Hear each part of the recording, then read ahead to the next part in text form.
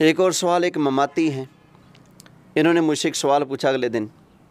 کہتے ہیں جی حضرت ایک سوال پوچھنا ہے آپ سے. میں نے کہا جی پوچھو. کہتے ہیں جی کیا یہ حدیث ہے کہ جب مردے کو قبر میں عذاب ہوتا ہے تو اس کی جو چیخو پکار ہے وہ جن و انس کے علاوہ سب سنتے ہیں؟ میں نے کہا جی بالکل، ابو داود شریف کے اندر حدیث ہے. اب وہ مماتی صاحب مجھ پر برسنے لگے. کہتے ہیں پھر آپ لوگ کیوں حق چھپاتے ہو، کیوں دین چھپاتے ہو؟ آپ نے ایک کلپ کے اندر کہا ہے کہ احمد سعید چتروڑ گڑھی ملتانی کی قبر سے، اس کے مرنے کے بعد اس کی قبر سے کتوں کے بھونکنے کی آواز آتی رہی. جی حضرت، جیسا کہ آپ نے بتایا ہے کہ ابو داؤد شریف میں یہ حدیث موجود ہے، 1753 نمبر حدیث ہے، اور حدیث کی مستند کتاب ہے اور قوی حدیث ہے. تو میں یہ پوچھنا چاہتا ہوں کہ کچھ لوگ حق کو جانتے ہوئے بھی حق کو کیوں چھپاتے ہیں، لوگوں کو کیوں گمراہ کرتے ہیں؟ جیسا کہ آپ کہہ رہے ہیں کہ یہ حدیث موجود ہے جس کا مفہوم ہے کہ قبر کا جو عذاب ہے وہ انسانوں اور جنوں کے علاوہ تمام مخلوق سنتی ہے. تو پھر آپ کی ایک ویڈیو یوٹیوب پر موجود ہے جس میں آپ کسی مولوی صاحب کا حوالہ دے رہے ہیں کہ یہ مولوی صاحب علامہ احمد سعید خان ملتانی کے بارے میں کہہ رہے ہیں کہ 40 دن تک ان کی قبر سے کتے کی بھونکنے کی آواز آتی رہی. میں خود وہ عالم کہہ رہے ہیں کہ میں خود سنتا رہا. تو اس کا مطلب ہے وہ آدمی، وہ عالم نہ عالم ہے، میں اس کو جاہل کہوں گا.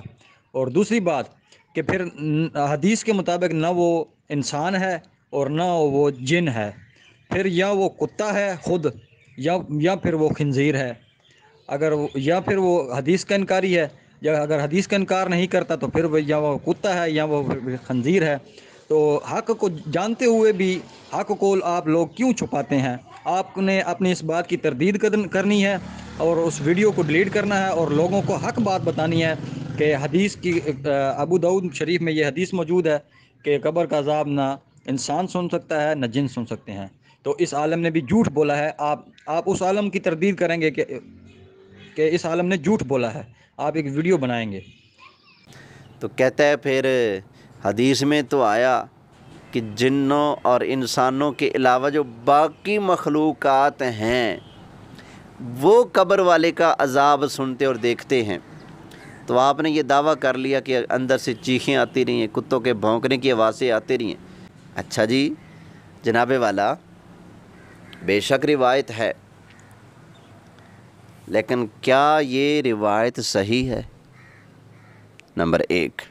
نمبر دو، روایت کا یہ جملہ، پوری روایت کی بات نہیں کر رہا، روایت کا یہ جملہ صحت کو پہنچتا ہے کہ جس میں یہ ہے کہ اس کی چیخ و پکار کو جن اور انس کے علاوہ باقی مخلوقات سنتی ہیں. کیا یہ جملہ روایت کا درست ہے؟ آپ اس کو ثابت کیجیے گا. نمبر دو، میں نے تو نہیں کہا کہ میں نے سنا. آپ لوگ جو کہتے رہتے ہو جی اگر احمد سعید چتروڑ گڑھی کی قبر سے کتوں کی آواز سنی ہے کسی نے تو سننے والا خنزیر بن گیا، سور بن گیا، کیونکہ جن نہیں سن سکتا، انسان نہیں سن سکتا. تو آپ نے تقریر میں کہا کہ آواز سنائی دی، تو جواب بنا رضی ہے کہ سنا میں نے تو نہیں، نہ میں نے یہ دعویٰ کیا. میں نے تو آپ کے گھر کے ایک بندے دیوبندی کا کلپ سنایا ہے. وہ دیوبندی اللہ کا قرآن ہاتھ میں لے کے کہہ رہے اللہ کی قسم میں اس بات کو بیان کرنے میں ذرہ برابر بھی آر محسوس نہیں کرتا، میں ظاہر کروں گا. اللہ کی قسم اٹھائیے قرآن ہاتھ میں لے کر سر پہ رکھ کر اس نے کہا ہے کہ احمد سعید چتروڑ گڑھی دیوبندی ملتانی کی قبر سے کتوں کے بھونکنے کی آواز میں نے خود سنی ہے.